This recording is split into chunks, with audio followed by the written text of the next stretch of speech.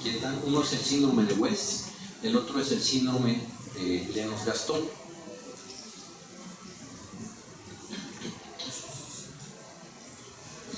Esto lo tomé ayer como esto de las 10:30 de la noche, y ese reloj poblacional ustedes lo pueden ver en internet a cualquier hora del día, y ustedes ven cómo se van modificando las cifras. Entonces actualmente en México tenemos una población de 130.074.918 personas, o sea, somos muchos, y de estos, pues casi la mitad son mujeres y la mitad son hombres. Eso de que cada hombre tiene que tener 7 mujeres, pues no es cierto, ¿no? Ustedes pueden ver, a lo mejor hay quienes tienen 7, pero... Ahora, otra situación importante, vean los nacimientos de este año y vean la mortalidad que ocurre cada día. Estamos viviendo una situación desgraciadamente pues crítica. Por cada persona que muere nacen 3 personas. O sea, México sigue siendo un país que engendra muchos niños, y esto con el tiempo pues lógicamente va a originar más problemas de tipo económico. Entonces, si esto es verdad, tenemos una población aproximada de, pues serían 1.300.749 pacientes con epilepsia, aproximadamente. ¿Sí? O sea, son muchos pacientes con epilepsia. Y de esos 75%, como le dijo el doctor Ayaviri, son pacientes en edad pediátrica, de 0 a 18 años. Tenemos 975.561 aproximadamente.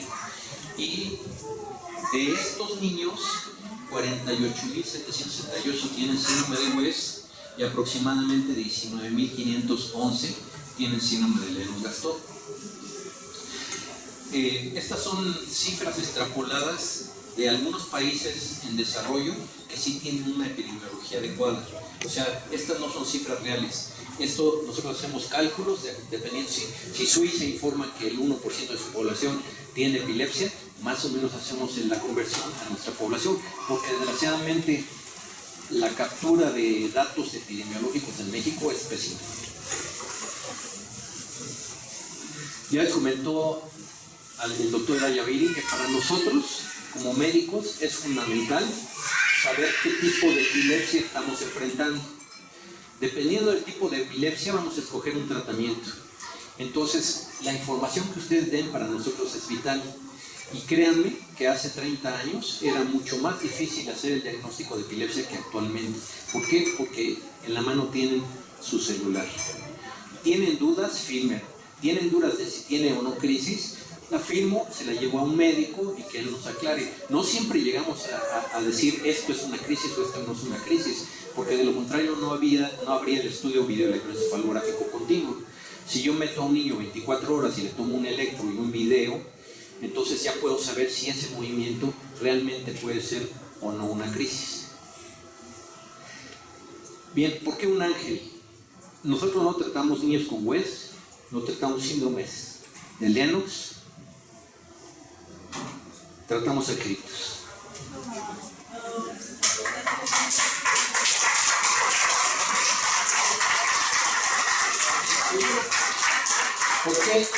¿Por qué ángeles? Porque cada ángel que ven ustedes va a representar una súplica. ¿A quién? A quien vea esto. Principalmente a las personas que se encargan de la situación económica al país y que desgraciadamente conlleva hacia la corrupción. Estamos llenos de corrupción. En hospitales de tercer nivel, la cirugía de epilepsia es rara. La colocación de estimuladores vagales no la podemos hacer bien por falta de medios económicos. No tenemos muchos medicamentos, no tenemos ACTH, no tenemos varios medicamentos para Lennox, etc. Entonces, esto sería una súplica para aquellos que puedan de alguna manera modificar esta situación. ¿Qué es un síndrome epiléptico? ¿Qué entienden ustedes por un síndrome epiléptico? La palabra síndrome es una palabra médica. Quiere decir que hay una población afín que tiene ciertas características, pero que las causas de estas características es muy amplia. Entonces, un síndrome epiléptico se caracteriza por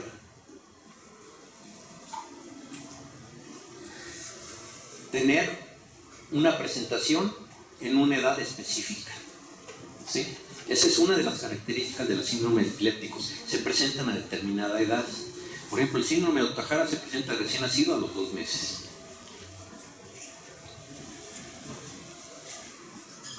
Luego, las crisis epilépticas tienen que tener cierta característica para ser englobado dentro de un síndrome. En el síndrome de West, la crisis que se presenta se llama espasmo.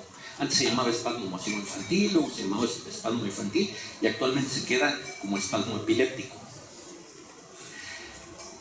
En Lennox, la principal característica de la crisis, o sea, la crisis más frecuente y la que vamos a sospechar Lennox-Gastaut, es una crisis que origina caída súbita al piso, que se llama crisis atónica, attacks o epilepsia estático-mioclónica. Tienen un trazo electroencefalográfico característico. Entonces, este grupo de características hacen un síndrome. ¿Sí? Pero no explican la causa. La causa es muy diferente. Hagan de cuenta que estamos aquí. Aquí está el síndrome de West y aquí está el síndrome de Lennox. Pero las causas están en cada escalón. Unas frecuentes, otras menos frecuentes, otras menos frecuentes, unas muy raras. Pero a final de cuentas todas estas causas están originando el síndrome de West y el síndrome de Lennox.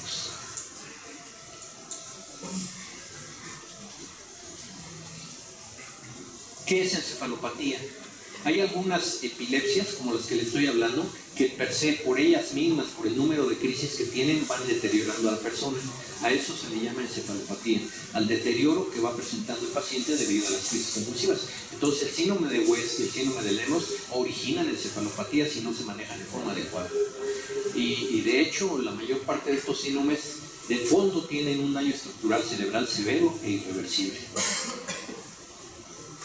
Las causas son muy diversas, entonces mucho del tratamiento se dirige a tratar la causa, no siempre es posible tratar la causa.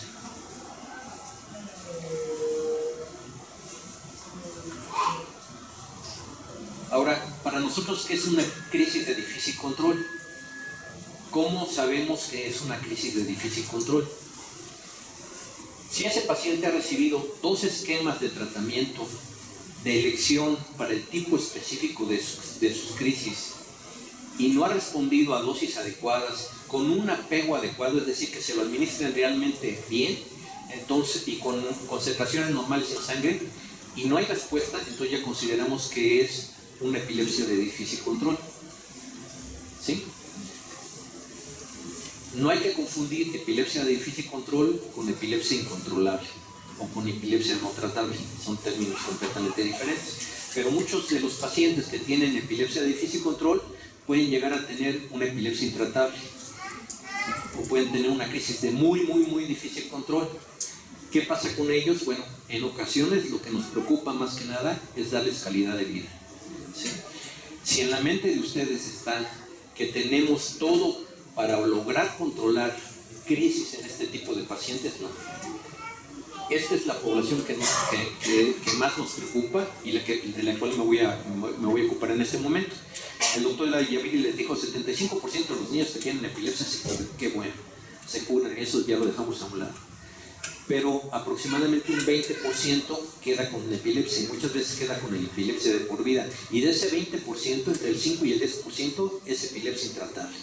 O sea, a pesar de que hagamos lo que hagamos, no lo vamos a controlar con lo que tenemos en la actualidad. Bien, la pregunta, lo que primero nosotros nos preguntamos cuando enfrentamos un paciente de este tipo que no ha sido controlado es, ¿realmente es una epilepsia de difícil control o hay algo que esté fallando de fondo y no esté originando que se controle el paciente, porque hay muchas causas que pueden originar que no se controle el paciente. Una de ellas es que el paciente simplemente no responde a un medicamento de primera elección. Cada persona es diferente, cada persona puede responder diferente a un fármaco. Otra de ellas es que emplean productos genéricos de laboratorios que no sirven absolutamente para nada. Hay genéricos muy buenos, de laboratorios muy buenos, pero eso lo sabe el médico, no los pacientes. Si ustedes van a una farmacia y piden un jugo de limón porque en la tele el doctor Simi les dijo que era lo mismo, y van a otro puesto y piden lo mismo, pues a lo mejor no, a lo mejor hasta de amibiasis se enferma, ¿no? Entonces, esos son mensajes subliminales de gente que ha metido dentro de la industria farmacéutica intereses económicos. ¿Quién está atrás de de productos? Mucha gente que está en los altos mandos. Entonces, por favor, el que debe decidir si realmente un producto médico, un fármaco, sirve o no sirve, es el médico. ¿Tienen dudas? Llévenlo, enseñen la cajita. Y muchas veces laboratorio en Ecatepec, y dice, ah, caray, pues este ni lo conozco, ¿no? Y otros no, otros tienen estudio de equivalencias ya comprobados, y entonces eso sí son importantes. No sé si está quemando, ¿no? Sí.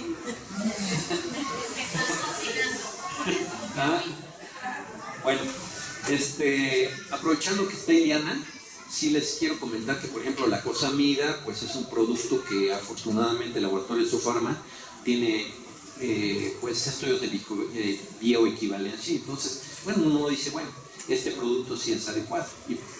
Y también te agradezco que tu apoyo.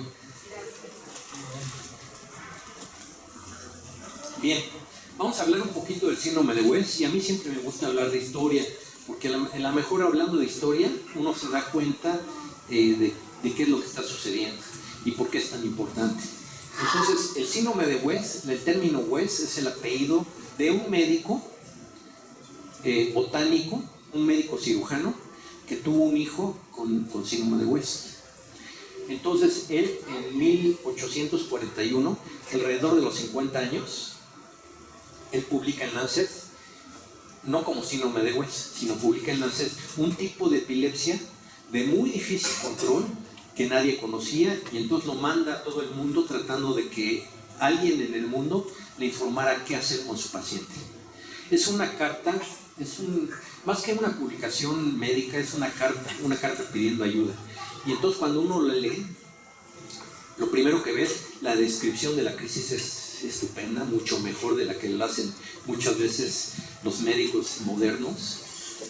Entonces, narra exactamente cómo son las crisis en el síndrome de West, cómo se flexiona el niño, cómo grita, cómo presenta salvas de espasmos infantiles en la mañana, cómo se va deteriorando, cómo va dejando de comer, cómo las crisis se van haciendo cada vez más frecuentes, cómo pasa de síndrome de West a otro tipo de crisis, cómo hace estados compulsivos de mucho tiempo de evolución. Bueno, él lo publica en 1841 y fallece en el 48. Entonces, se los comento porque pues la vida y el problema que tuvo los desgastó mucho. Prácticamente falleció y fue enterrado en Tonbridge, al sur de Inglaterra, en el condado de Kent. Esta es la iglesia de San Paul y San Pablo. Y este es el cementerio donde está el Dr. West. No les enseño una fotografía del Dr. West porque no se consigue la fotografía.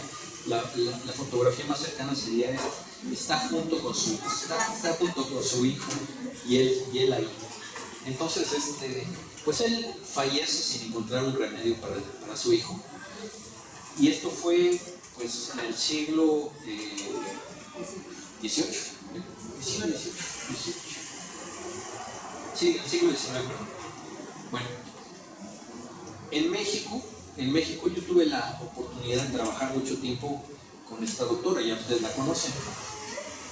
La doctora Graciela Olmos es electroencefalografista, no es neuróloga, es electroencefalografista, no es neurofisióloga porque no hace potenciales educados, es electroencefalografista de muchos años, fue maestra de muchos neurólogos pediatras, de muchos neurólogos de adultos, pero le encantaba el aspecto social, y dentro del aspecto social orientaba a los familiares. Bueno, ella se dio cuenta hace muchos años, estoy hablando de hace más de 30 años, en el Hospital Infantil de México, que existían problemas económicos, problemas sociales, y entonces crea un banco de medicamentos, y en ese banco logra acumular ACTH. Y durante mucho tiempo administramos ACTH, estaba bien barata, 30 pesos un frasquito, y nos duraba para bastante tiempo. En la actualidad tenemos un chat, los expresidentes de la Sociedad de Neurología Pediátrica, pues ya saben, ¿no? En ocasiones chistes, en ocasiones otras situación, pero recibí hace poco un chat de uno de los expresidentes de Monterrey, y entonces quería saber cuál era el esquema más recomendable para administrar ACTH. Y entonces comenzaron a hablar de muchas situaciones. Y les comenté que, bueno, a través de la doctora Olmos y a través de su banco, nosotros tuvimos posibilidad de manejar más de 100 pacientes con ACTH en aquella época. Entonces, esta situación que era muy sencilla, actualmente es imposible. Los residentes no administran un ACTH. Es hablar desde algo que existe, pero es muy difícil alcanzar. Este neurólogo de Monterrey nos preguntaba cuál es el costo. Yo la última vez que administré ACTH fue para otro tipo de enfermedad, y cada frasquito costaba 260,000 pesos. Y yo necesitaba para un síndrome de West 6 frasquitos. Bueno, actualmente cuesta 800,000 pesos cada frasco. Estoy hablando del mejor, 800,000 pesos cada frasco. Y entonces el tratamiento para un síndrome de West inicial está alrededor de 5 millones de pesos. Entonces, pues parece una situación muy difícil. Pero ¿qué pasaría si el gobierno, en lugar de estar haciendo constituciones para el DF y tratando de evitar o echar abajo la plusvalía para que ellos se queden con ese dinero, qué pasaría si en lugar de eso compraran el medicamento por arsenal? El costo tiene que disminuir. Y mucho de esto también se pudiera hacer para otro tipo de medicamentos. En Brasil, nosotros, la cirugía de epilepsia es gubernamental, hay programas gubernamentales. Entonces un médico neurólogo de Brasil se puede parar con ustedes, y cuando oiga que nosotros en el Instituto Nacional de Pediatría tenemos experiencia, por ejemplo, de 16 pacientes en 5 años con cirugía de epilepsia, pues se quedan así. No tenemos la experiencia que tienen ellos. Bueno, en el caso del síndrome de Lennox-Gastaut, este es William Gordon Lennox, es mi tocayo, y el doctor Lennox publicó por primera vez un caso del síndrome que lleva su nombre, nada más que él no le llamó síndrome de Lennox, le llamó epilepsia parecida a ausencias. ¿Sí? Para él lo más importante del Lennox eran los periodos en los cuales se quedan con la vista fija, se desconectan. Para él le dio mucha importancia a esto. Y fíjense en las fechas. Y las fechas. Lógicamente él presentó sus estudios en la Liga Internacional de la Epilepsia, pero es Henri Gastaut, que fue mucho tiempo presidente y secretario de la Liga Internacional para la Epilepsia. Él es francés, él nació en Colorado, reconoce las características del síndrome de Lennox, y entonces reconoce las características del síndrome de Lennox, y por eso se le llama síndrome de Lennox-Gastaut. Pero poca gente sabe que la doctora Dravet, que era residente de Gastaut, también aportó conocimientos para que el síndrome de Lennox tuviera la connotación actual. Entonces en realidad el síndrome de Lennox-Gastaut-Dravet, él ya falleció, Gastaut también ya falleció, pero la doctora Charlotte sigue con vida y sigue dando pláticas de epilepsia de difícil control y de epilepsia de Dravet. Y es un gusto oír hablar a la doctora Charlotte, porque es una persona sumamente sensible, muy honesta y con objetivos muy claros. A pesar de su edad, las pláticas que da son de primer nivel.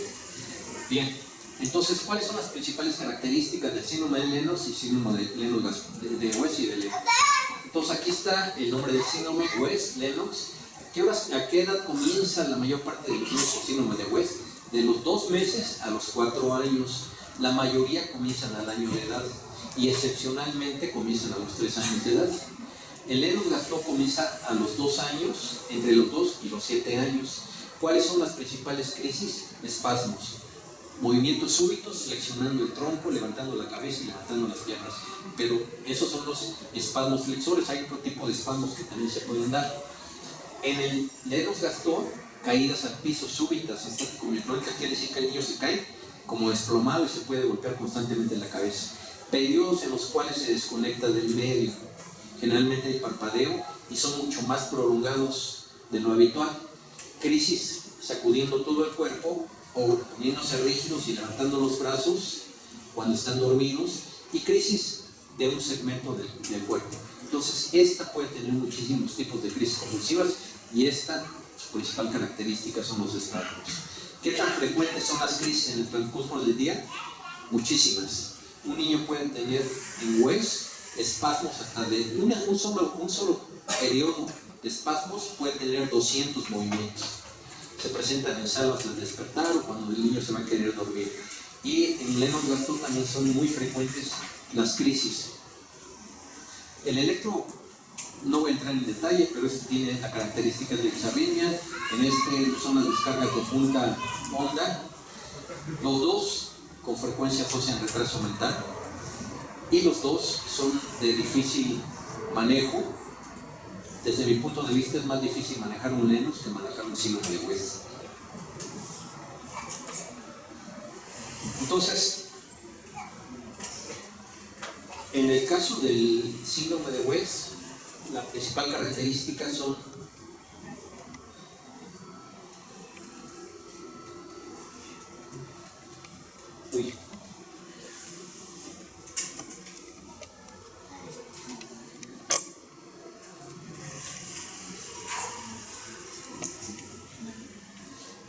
correr los videos, algo está fallando.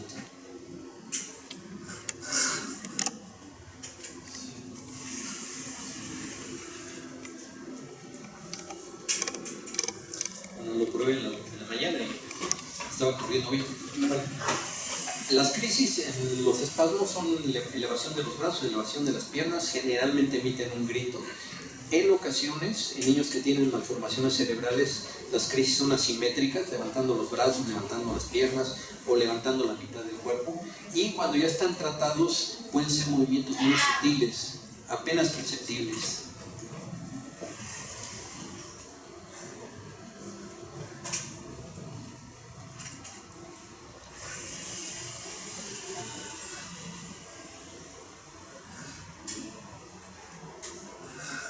Entonces, en el síndrome de Lennox-Gastaut hay un conjunto de crisis.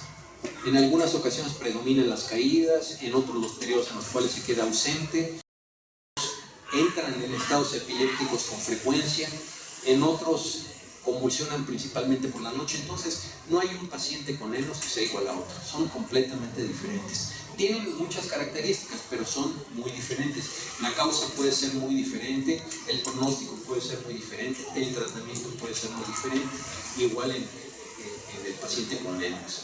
Entonces no se vale comparar a mi hijo con el hijo de la vecina, porque los dos fueron diagnosticados con West. Cada niño va a tener un problema diferente y cada niño va a tener un abordaje diferente. En el caso del Lennox,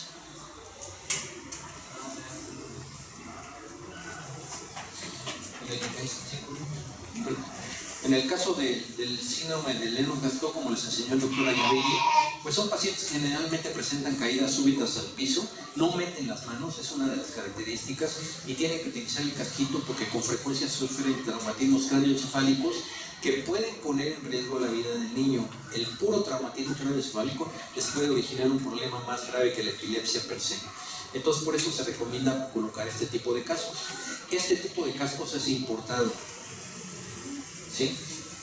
En México hay algunos cascos de ciclista que no pesan mucho y que pueden tener más o menos una protección similar, o de lo contrario pues se tienen que importar.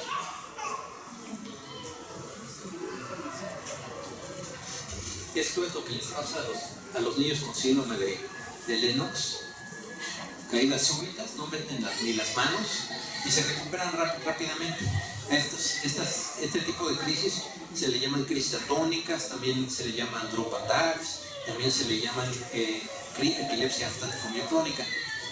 Es la principal característica. Vamos a ver si quiere correr esto.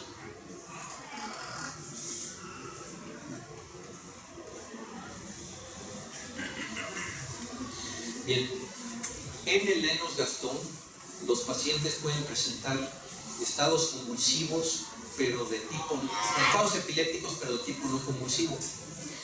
Episodios en los cuales se desconectan del medio ambiente, no responden de forma adecuada a la interacción que deben de tener en ese momento, se deterioran su lenguaje y caminan como borrachitos o tienen imposibilidad para poderse sentar.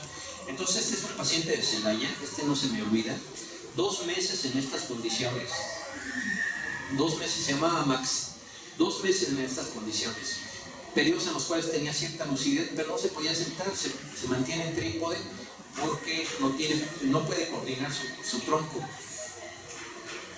Vean, tenía 4 años y él no contestaba de forma adecuada a las preguntas. Y si ustedes se fijan en su carita, va a haber periodos en los cuales comienza a parpadear y periodos en los que parece desconectarse del medio. Este es un estado epiléptico que se llama estado epiléptico variedad ausencia típica y es muy característico del síndrome de Lennox-Gastaut. Entre más dure este episodio, más posibilidades hay de que la misma epilepsia le origine alteraciones en las funciones intelectuales. ¿Sí? Independientemente de la causa. Entonces, le comenzamos el tratamiento y esta es 48 horas después de iniciar el tratamiento. Ya se siente un poquito mejor. Sigue teniendo crisis, pero el tronco ya no se hace como con anterioridad. Aquí acaba de tener una crisis de ausencia. Y bueno, afortunadamente respondió y se pudo ir a Celaya, y en Celaya le encargamos otro neuropediatra de los expresidentes que se hiciera cargo de él para que no tuviera los gastos que habitualmente tienen por traerlos acá, porque muchas veces vienen de fuera de estos estados de México, gastos en pasajes, gastos en consulta, gastos en el hotel. Y entonces uno se da cuenta y dice, bueno, pero si ya está el doctor tal, ¿no?, que nos puede ayudar y que podemos estar en comunicación. Entonces creo que eso también es muy, muy importante, trabajar en equipo como lo hacen en otros países. Y esta niña es una niña del centro médico. Esta no se me olvida, esta niña tenía un hemisferio cerebral malformado. Y entonces todo el tiempo estaba, como lo ven aquí, ausente. Así estaba la niña. Periodos muy discretos en el tiempo donde despertaba y le podían dar de comer. Pero la mayor parte del tiempo estaba así. Y ya tenía pues muchos medicamentos encima, era un Lennox-Gastaut. Y le dimos uno de los antiepilépticos que se están empleando actualmente, le dimos la cosamida y la niña comenzó a caminar, afortunadamente respondió, no siempre responden. Los síndromes epilépticos también tienen la peculiaridad de modificarse en el transcurso del tiempo. Entonces hay un síndrome que se llama síndrome de Ohtahara, se presenta de recién nacido a los 2 años. Y algunos niños con síndrome de Ohtahara después hacen síndrome de West. Y algunos niños con síndrome de West, el 40% de ellos evolucionan hasta síndrome de Lennox. Pero un síndrome de West también puede volverse una epilepsia de difícil control o una epilepsia focal con o sin generalización, por ejemplo, que tenga movimientos de sacudida de los ojos y luego las convulsiones de todo el cuerpo. Entonces, la situación no es tan sencilla, no todos los West se curan, no todos los Lennox se curan, hay evoluciones y esto es muy dinámico con el paso del tiempo. Este video es viejito, a ver si corre. Es un niño precisamente con un intersíndrome entre West y Lennox.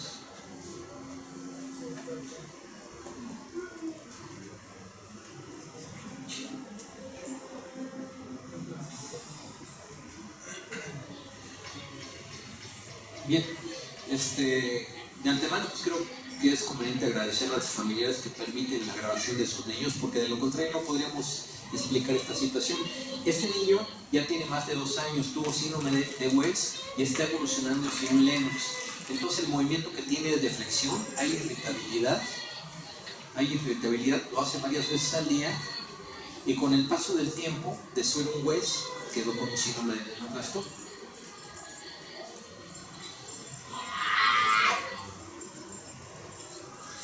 Bien, ¿cuáles son las causas? Anteriormente dividieron las causas de síndrome de Lennox-Gastaut en sintomáticos, los que tenían un origen. Este niño tiene una malformación cerebral, es un West con una causa. Este niño tiene un problema metabólico, bueno, este niño tiene una causa. Pero había un grupo que se llama criptogénico, que nosotros sabemos que hay una causa pero no la podemos demostrar. Y había otro que se llamaba idiopático. En la actualidad sabemos que todos son sintomáticos. Este grupo que son criptogénicos, que no sabemos exactamente la causa, en la actualidad está reduciendo cada vez más con el advenimiento de la resonancia magnética, con el advenimiento de pruebas genéticas. Desgraciadamente algunas pruebas genéticas están muy caras. Cuando un niño con este tipo de síndrome tiene resonancia magnética cerebral normal, es muy probable que el origen sea genético y que en realidad tenga malformaciones a nivel cerebral, pero de tipo microscópico, que no se ven ni con la resonancia magnética. Las causas más frecuentes, tanto de síndrome de West como de Lennox en México, es la falta de oxígeno a nivel cerebral, ya sea antes del embarazo, durante el embarazo o después del embarazo. 40% de los niños asfixiados se asfixian dentro del vientre de la mamá, y no hay forma de monitorizar eso. Porque muchas veces dicen, no, mi niño nació bien. Sí, pero el problema ya lo tuvo dentro del vientre de la mamá, porque la mamá tenía 40 años y la placenta no funcionaba de forma adecuada. O la mamá recuerda, es que tuve un periodo de amenaza de parto prematuro, pues ahí tuvo un sufrimiento fetal tu niño.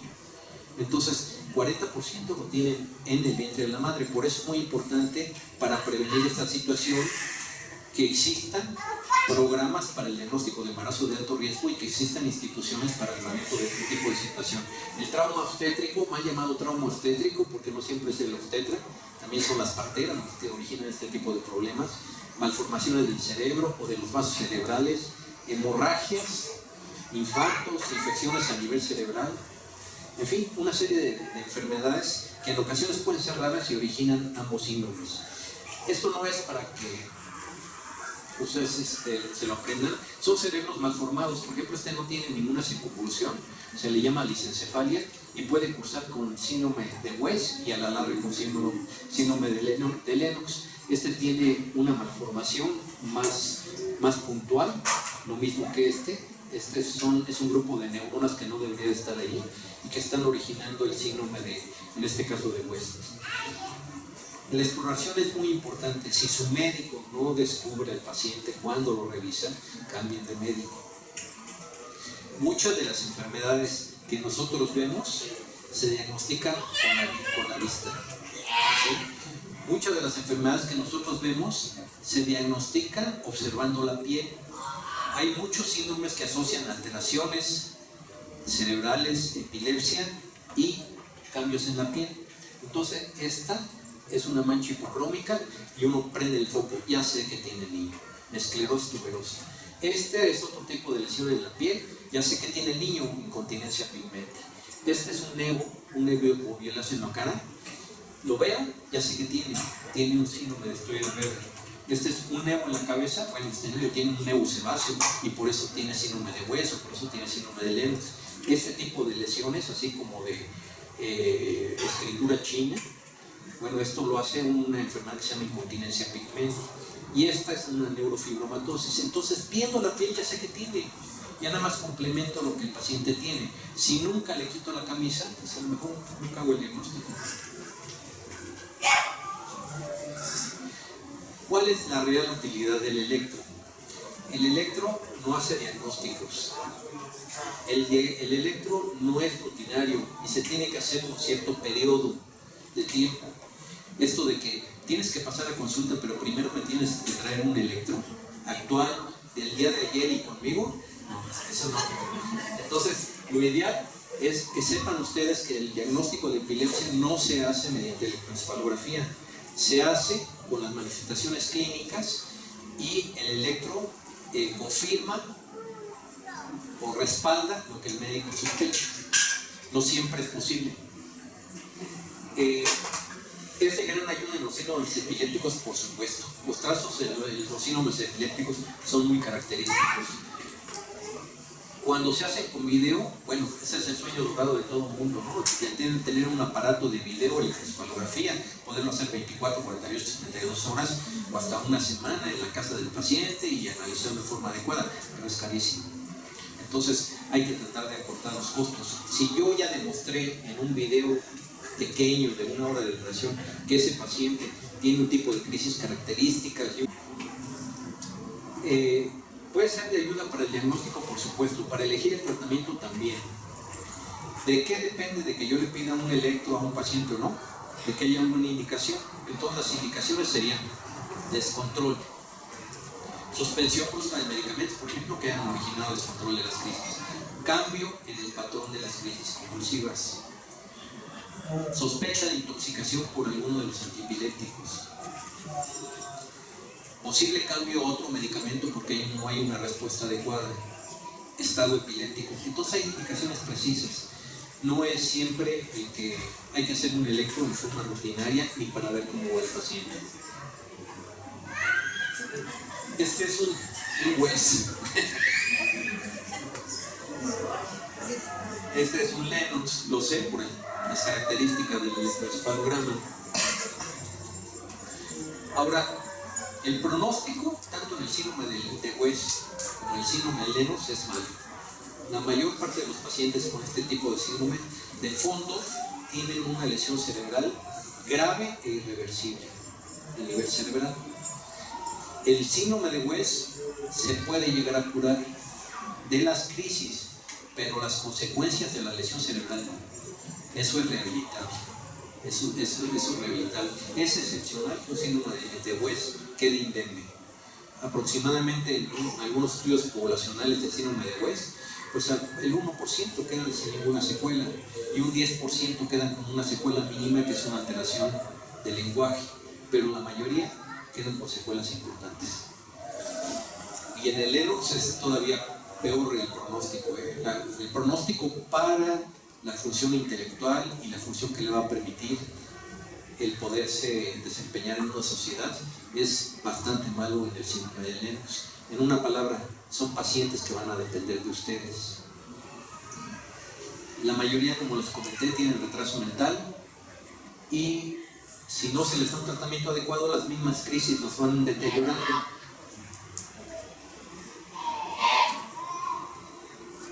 Bueno, esto lo voy a obviar. Y les voy a enseñar algo. Ustedes, para subir esta escalera, ¿de dónde comenzarían? De aquí, ¿verdad? Entonces, de aquí, pasarían aquí, de acá a acá, de acá a acá, de acá a acá. Bueno, esto es lo que hacemos nosotros los neurólogos. Comenzamos con el medicamento de primera elección en un primer paso. Entonces, supongan que tenemos un síndrome de Wes y aquí le di ácido valproico. No se controló, le di esteroide. No se controló, le di vigabatrina. No se controló, se fue con otro médico y luego con otro. Y a alguno de ellos se le ocurrió darle topiramato y se controló. Entonces la pregunta sería, ¿quién es el mejor médico? ¿El que lo vio aquí o el que lo vio acá? ¿Todos? No, no todos. No. Pero pues, ¿ustedes con cuál se quedarían? Bueno, pues este paciente, este médico, seguramente hubiera llegado al topiramato igual, más que ustedes ya no le dieron la oportunidad. Entonces, también hay que tener en cuenta estas situaciones, porque no siempre que van a buscar una segunda opinión, el médico es el más avesado en ese tipo de situaciones. Ya pasaron por las etapas iniciales, le ahorraron algunos pasos al médico. Entonces, el tratamiento para cada niño tiene que ser un tratamiento integral. Tiene que ser un tratamiento donde se maneje no solamente la epilepsia, la rehabilitación, evitar contracturas, evitar que se luxen las caderas, mejorar el lenguaje, tratar en lo posible de que tenga algún tipo de aprendizaje. aprendizaje, en la mente tiene que estar siempre un objetivo, tratar de buscar independencia y tratar de encontrar algo que le permita valerse por él mismo en el resto de la vida, que es difícil en este tipo de epilepsias. Entonces el tratamiento tiene que ser integral, tiene que ser individual. Esto quiere decir que cada paciente con epilepsia tiene un problema diferente, el médico es el que tiene que extraer los problemas más importantes y el médico es quien decide. Si por ejemplo un paciente que viene de Puebla, de la Sierra Poblana y trae síndrome de West, yo le mando a CTH, no voy para ningún lado, ¿no? Entonces, simplemente con el estatus económico, yo tengo que escoger un tratamiento para ese niño en particular. Iniciamos con fármacos de primera línea, de segunda, de tercera línea, etcétera, y muchas veces complementados con tratamiento no farmacológico. Hay muchas medidas que pueden ayudar como coadyuvantes, no para tratar epilepsia, sino como coadyuvantes para tratar otro tipo de problemas. Por ejemplo, si mi niño tiene ansiedad, técnicas de relajación, masajes, música clásica, valeriana, lo que quieran, pero eso ayuda a disminuir la ansiedad.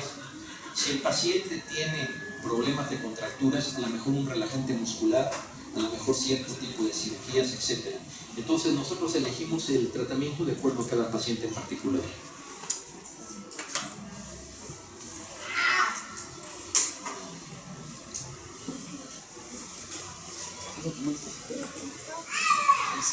Y bueno, siempre hay nuevas esperanzas, todas ellas muy caras en la actualidad.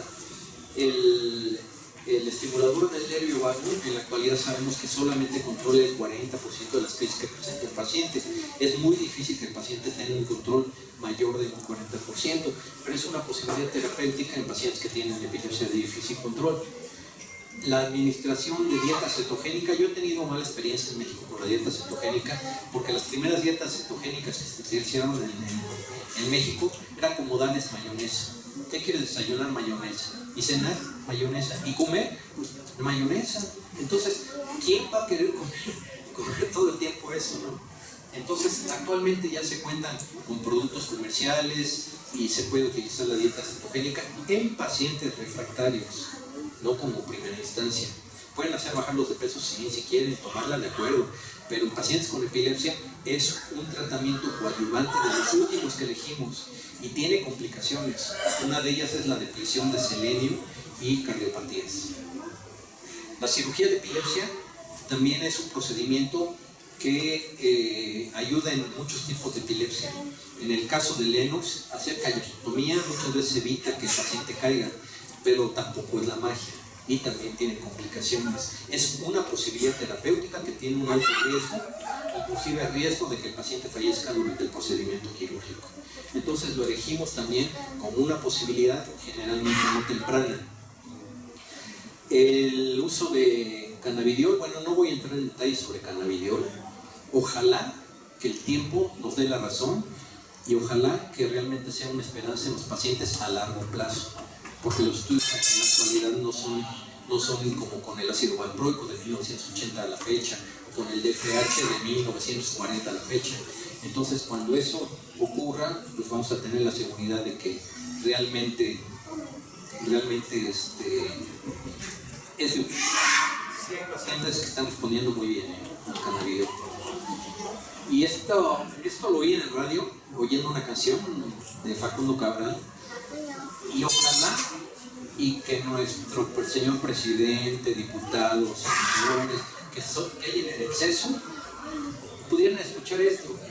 No es más rico el que atesora, sino el que necesita menos para felicidad, y usted la tiene. Quisiera nada más terminar con un recuerdo de mi maestro. Nosotros terminábamos la residencia y mi maestro era muy particular porque era de la gente que tiene un cociente intelectual muy alto, era músico, era poeta, era un ejemplo, pero tenía un problema, era paranoico, era ansioso y era muy desconfiado, entonces tenía problemas con todo el mundo.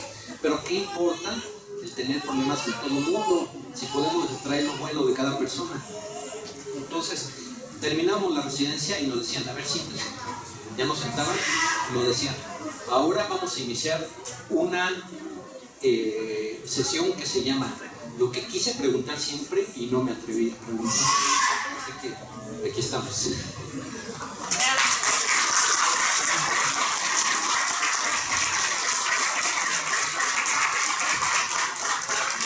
Gracias, cambiamos de micrófono. A ver.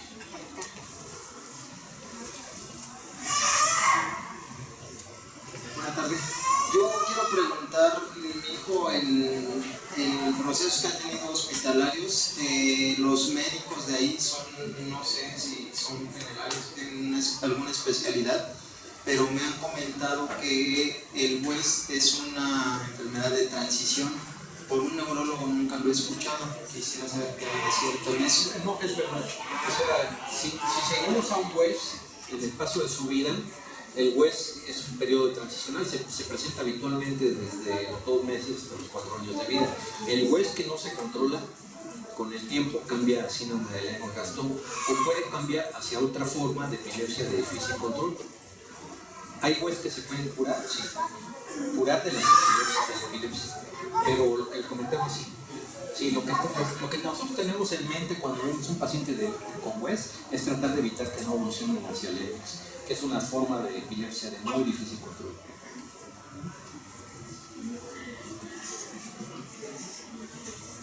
Buenas tardes. Mi niña evolucionó de WES a Lennox, pero el neurólogo que lo ve en el centro médico lo ve como caso perdido y yo les quería luchar. Entonces nada más le está en medicamentos como esporádicos. Le dio la carbamazepina, lo cual la niña le hizo un daño terrible. Y fui con él y le informé. Dijo, pues nada más quítase. O sea, no me dio otra solución. Él sí ve como a mí me da mi caso tan perdido. Realmente ya no lo quiero ayudar. Y no he encontrado un médico que lo ayude. Bueno, no sé, cada caso es particular, cada caso es diferente. Actualmente está creciendo una medicina que se llama medicina para el soporte de la calidad de vida, porque hay muchos pacientes que tienen una calidad de vida paupérrima que no podemos ofrecer mucho. Imagínense un paciente acostado que tenga compresión en la espalda y no se pueda arrastrar, o que quiera quitarse algo que está lastimando la boca y que no lo pueda hacer, que no pueda girar, que no pueda cambiar de postura, y que aparte convulsione,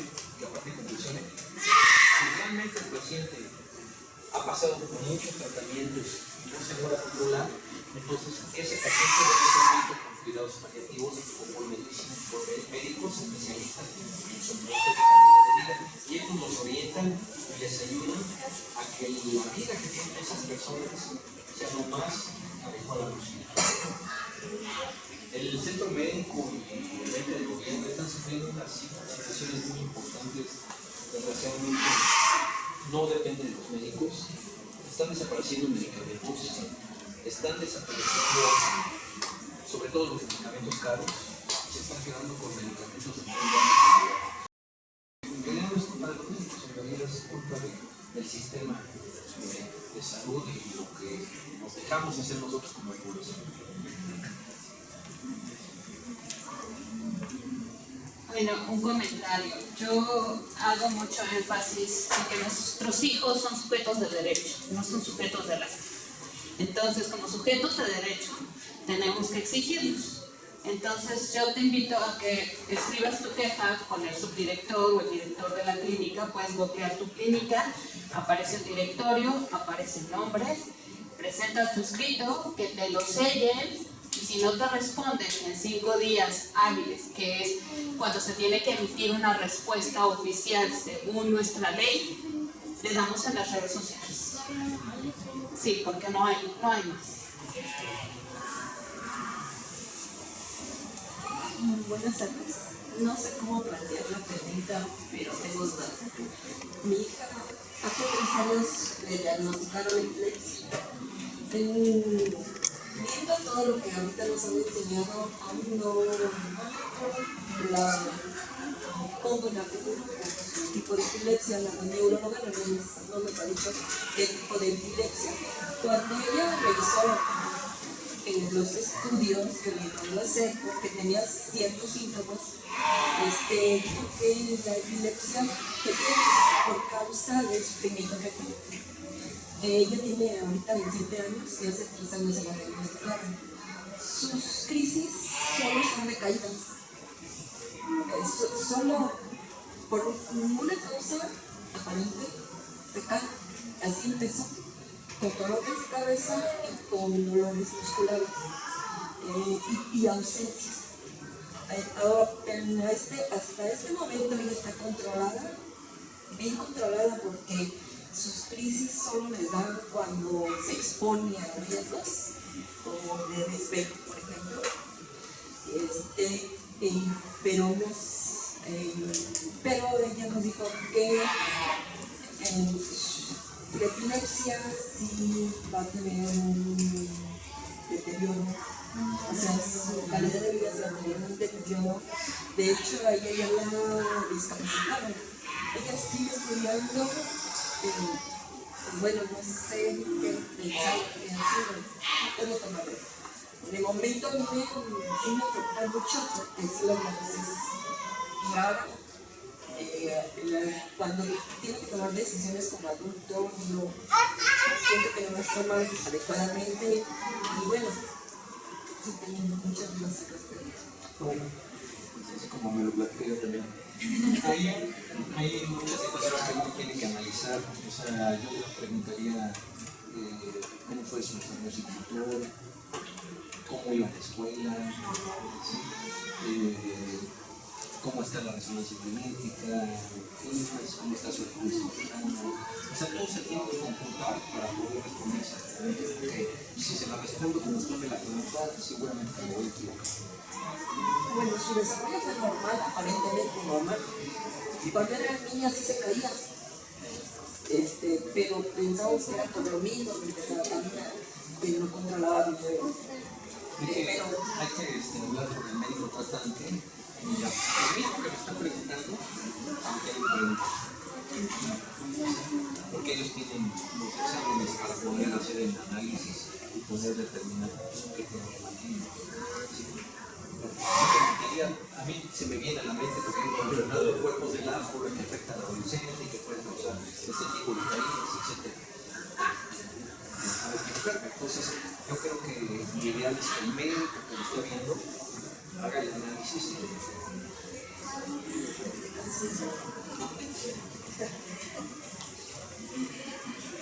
Y también como padres siempre tenemos el derecho de pedir una segunda opinión. Si tú no estás convencida o sientes que no es, bueno, otra cosa, a veces los papás queremos y vamos de médico en médico queriendo escuchar lo que queremos, ¿no? Entonces eso también no hay que caer en eso, ¿no? Pero sí buscar ya. Aquí hay muchas personas que nos atendemos con bastantes neurólogos que son comprometidos, como el doctor Wagner. Sí pedir una segunda opinión, porque también el doctor desgraciadamente necesita tener todas las cartas sobre la mesa, el electroencefalograma, los estudios de neuroimagen, los laboratorios, porque incluso hay epilepsias que son dependientes de deficiencias de algunas sustancias en el organismo y deben de tener todas las cartas sobre la mesa, y si falta una, te va a hacer una prescripción para que me solicites ese estudio y él pueda realmente ver todo el panorama completo. ¿Alguien más?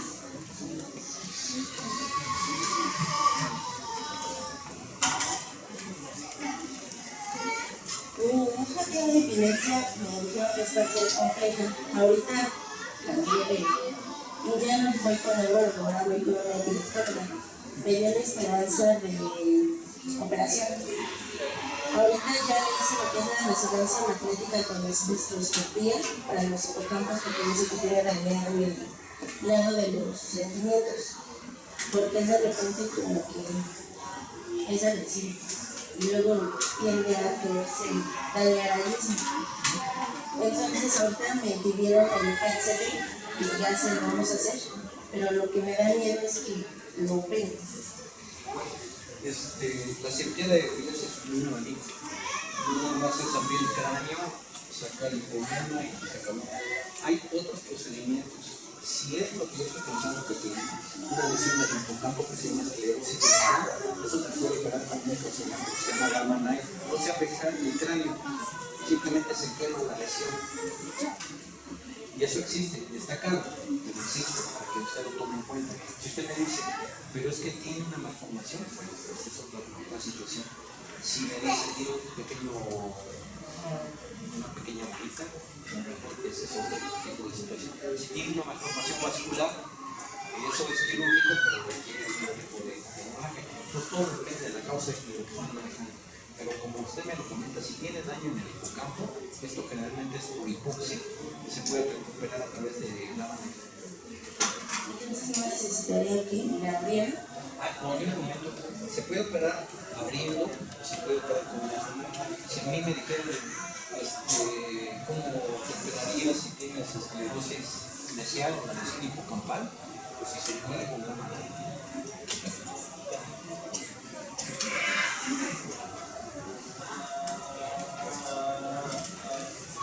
Las ausencias, ¿me puedes explicar en qué consiste y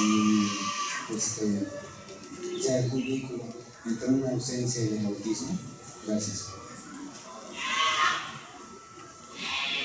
Que sea alguna relación entre una ausencia y un autismo. Gracias. Es que estoy ausente.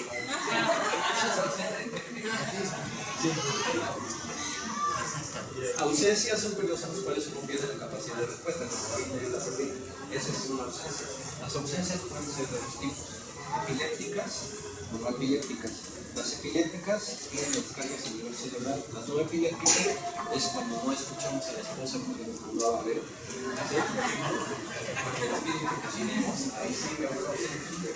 Y el autismo es una situación diferente. El autismo es un síndrome, porque el autismo también tiene varias causas en la cual el paciente pierde la interacción con el medio. Se afecta el lenguaje. Todos los niños que tienen autismo tienen afectado el lenguaje y se afecta la interacción social.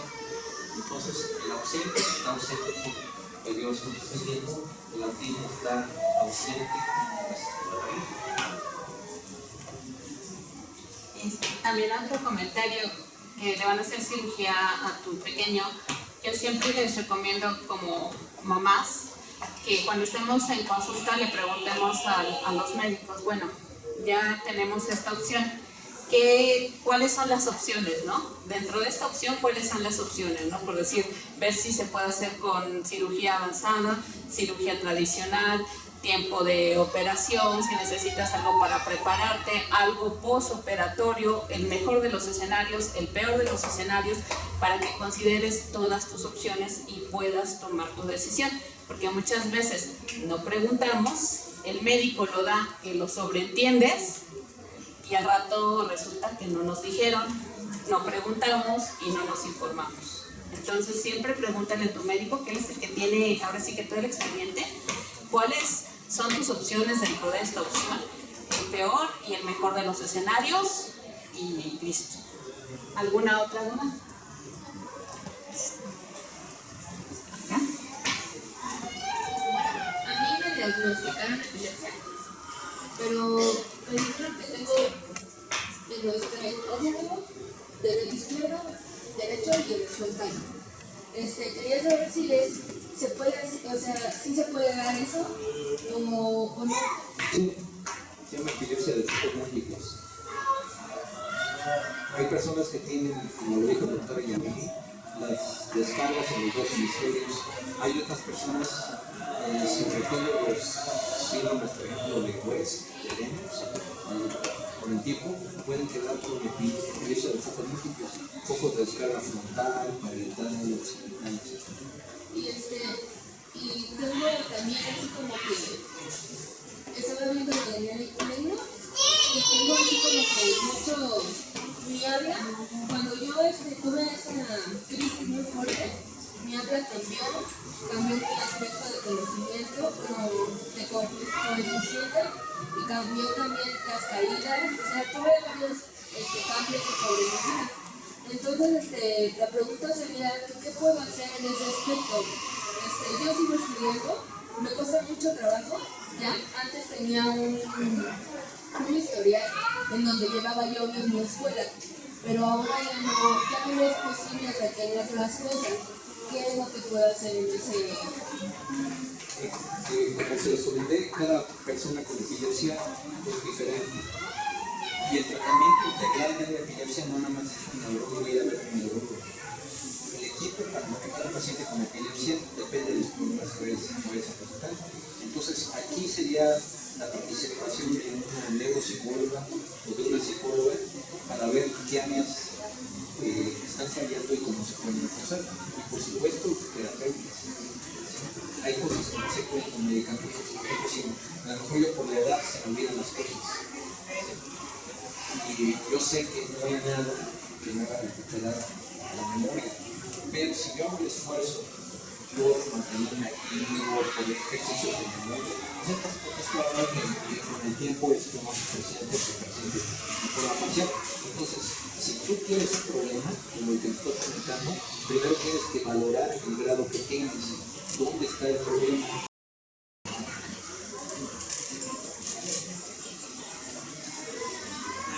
¿Alguna otra duda? ¿Seguras? Hablen ahora, callen para siempre, hasta el próximo año. A ver. Hola, buenas tardes. Agradecerle como siempre, ya completó.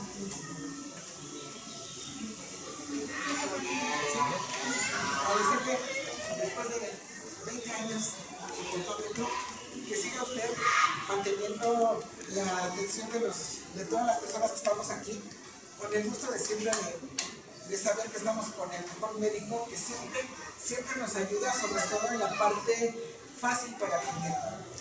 Yo me acuerdo que había un médico que me decía, es que si yo le explico, señora, usted no va a entender. Y bueno, ese es mi problema, ¿verdad? Pero así como lo vea usted desmenuzadito, la gente lo entendemos. Agradecerle de verdad profundamente que nuevamente está aquí. Yo conozco, bueno, nosotros, la familia Álvarez, conocemos al doctor desde hace 20 años. Beto está aquí por él. Y qué bueno que están aquí. De veras, como dicen, no se queden nunca con la duda. Yo me acuerdo que lo que comentaba hace rato el otro doctor, decía, apunte, ¿qué día? Yo llevaba mi cuaderno y el doctor me decía, vamos a dejar su tarea. ¿A qué hora? ¿Cuánto duró la crisis? ¿Cómo fue? ¿Qué hizo? En ese tiempo empezaban las cámaras de video, llevábamos la cámara de video. Era difícil, casi la actuaba yo en las crisis. Pero ahora estamos saliendo bien. Pero el llevar la evidencia, el llevarlo, como dicen ellos puntualmente, para nosotros fue estupendo. Beto se controló sus crisis, de tener 500 en un día, pasar a 7 o pasar a 8 en un día, fue gracias a él. Muchas gracias, doctor. No,